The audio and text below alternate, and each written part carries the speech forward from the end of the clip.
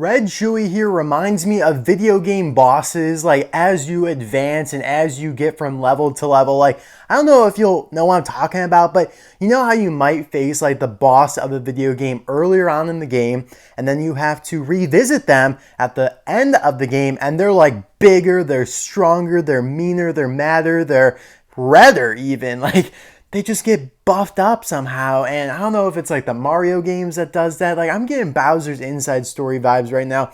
But yeah, that's pretty much what this is, because we went from a pretty nice looking yellow Chuy Bulldozer. Looks pretty passive, like he could be grazing out in the field. But then we have this red, just absolutely vicious looking Bulldozer here. Of course, a product yet again of the factory customizers, man. Yeah.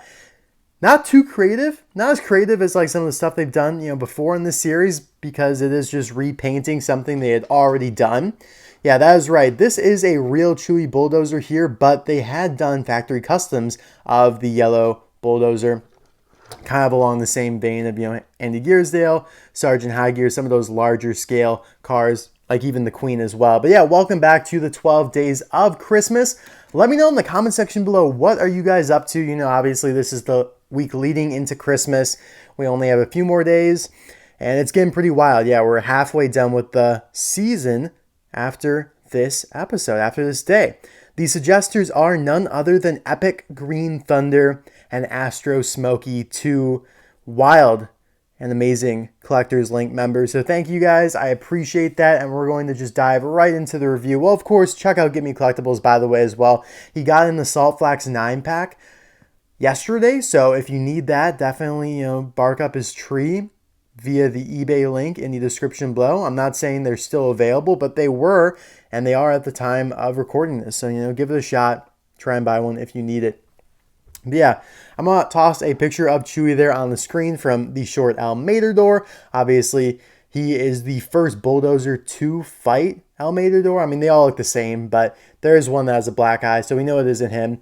And Mattel did release him back in 2010 as a deluxe. And now, for some odd reason, like, he's rare, but he is not as rare as Materdor himself, who was only released internationally. So I don't understand, like, why or how they really kind of meddled up the deluxes for Materdor, because Padre from Materdor, again, another deluxe, super easy to get, not expensive at all, did not become rare over the years. Chuy, yeah, it's probably like $75 or so on eBay. Materdor, $700 and only international. So I don't really understand like how that all transpired back in the day. Basically, like why Mattel chose to release the other two in bigger batches and first instead of Materdor doesn't make much sense to me. But they also did a plastic version of him in the Materdor playset, along with the plastic version of Materdor himself. And yeah, back when playsets were like really, really good, and now they're okay. I mean, I guess we got Ivy and Holland Haynes, which are kind of equivalent to that in some sense. But yeah, we're going to dive right in here.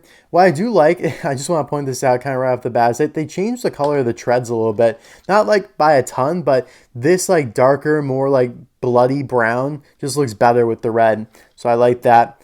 Everything else, though, is pretty much the same besides, of course, his main color. The eyes are a little wonky there. They aren't centered, but that is okay. It's a factory custom. What do I expect? Even the ones on Mattel there aren't perfect. Of course, he's got the nose ring there, which is pretty cool. Now, his shovel here is very flexible. It's a soft plastic, almost rubber. You can see how I'm crunching it there. Be careful with it, though. You don't want to break it off, but it does feel pretty sturdy, if you want to be like, "Nyeh." The Mattel version, on the other hand, is hard plastic. You hear that? I can't move it.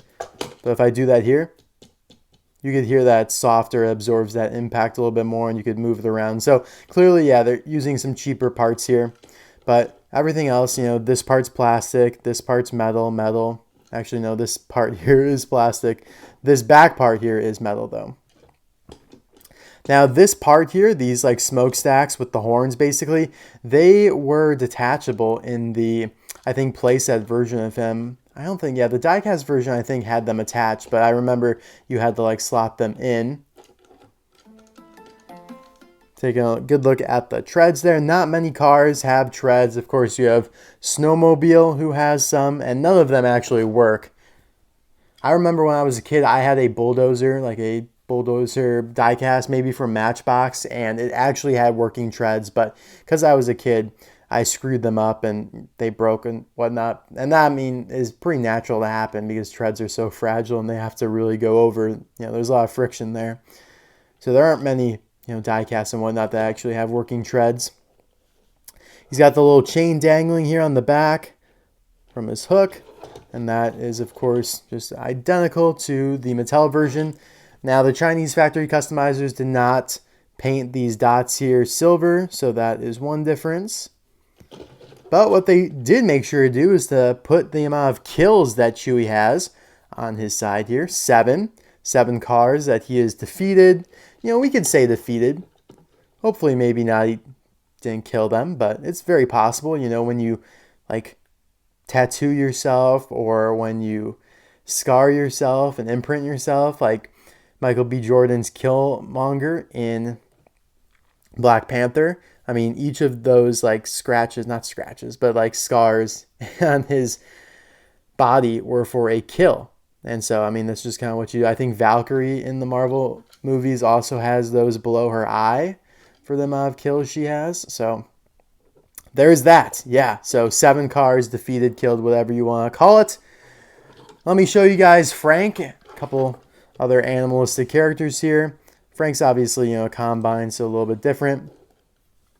Do you guys think they'll do more colors of Chuy now that they've opened the door? I'm not really sure because, of course, last year we reviewed the white Miss Fritter.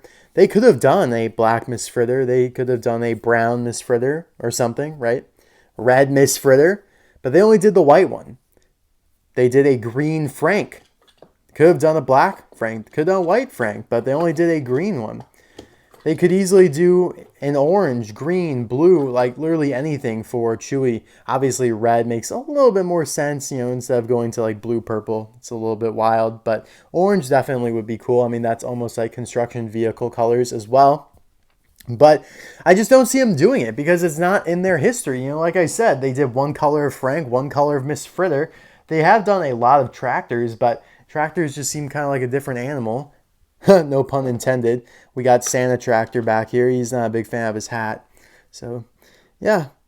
I think this is the one from the Tractor Stampede set, or one of the ones from the Tractor Stampede set.